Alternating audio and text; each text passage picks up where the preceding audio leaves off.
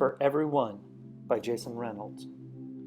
Dear Dreamer, this letter is being written from a place of raw honesty and love, but not at all a place of expertise on how to make your dreams come true. I don't know nothing about that.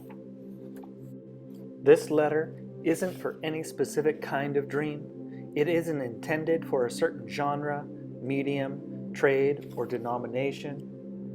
It is only intended for the courageous. Maybe you are a dancer, moving to the sound of your own future, or a musician, banging, strumming, bowing, plucking, blowing into, creating soundtracks for dream trains chugging along through thick night.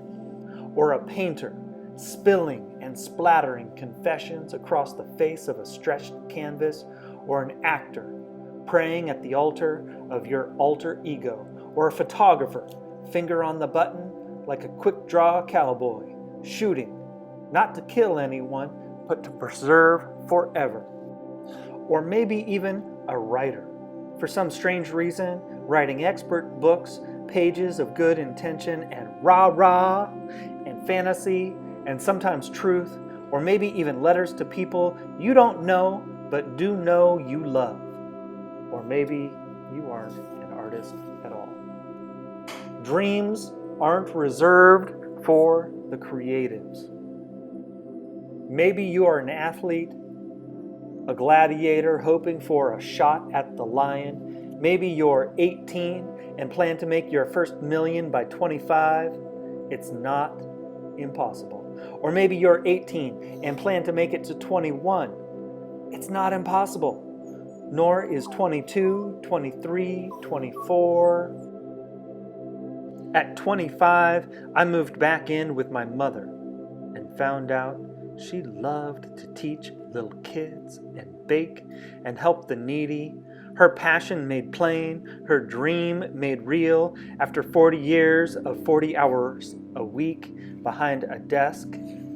You might be 50 and think it's too late. Jump anyway. Dreams don't have timelines, deadlines, and aren't always in straight lines. Jump anyway. Or maybe your dream is to have a family, to wear corny t-shirts and hold up signs and be the cameraman at the little one's games, to kiss your child on head and heart, selflessly fertilizing his or her passion, stay awake with them when the dream is crying like a colicky infant. Help them feed it, and before sleep, do your best to smother that tiny ember of doubt and fear that glows beneath the brush. This letter is for us all. The awkward angels with crooked halos and second-hand wings. The irresponsible and curious, fire-bellied babies. The deformed with hearts on the outside and ears on the inside. The squares who use 9-to-5 cubes as planning sessions for the real work. For the rebel children, the wild ones, the long shots, the bad-mouthed, the side-eyed, the terribly, terribly, terribly envied, secretly by the safe. For those who bear the cross, the two perpendicular planks of passion, who find life is best when nailed to it. For the jumpers, for the jumpers, for the jumpers. This letter is for us all, to remind us that we are many, that we are right for trying, that purpose is real, that making it is possible. But this letter is not about making it, because I don't know nothing about that. I don't know nothing about that at all. Besides, I'm not sure making it even matters so much.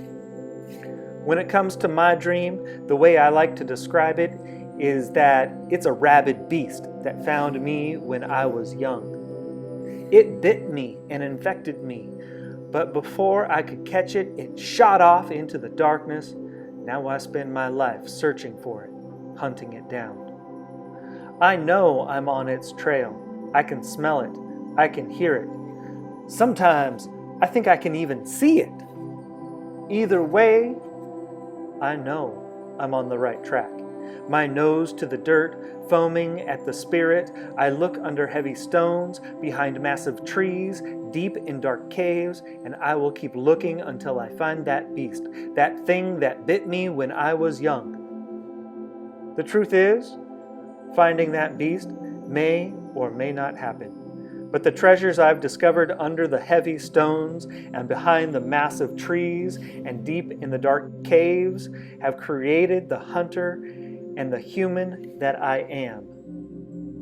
Your dream is the mole behind your ear, that chip in your front tooth, your freckles. It's the thing that makes you special, but not the thing that makes you great. The courage in trying, the passion in living, and the acknowledgement and appreciation of the beauty happening around you does that. Dreamer. I am not fit to say much more, because I don't know much more than that. If you do, please write back. If not, please accept this as just a few words of encouragement. And if this letter means nothing to you, if it's just more pointless weight added to an already heavy life, feel free to burn it and use it for firelight, for this long and often dark road. But if you somehow find truth, comfort, or anything at all within this ramble, keep it close and use it for firelight for this long and often dark road. With love, Jason Renolds.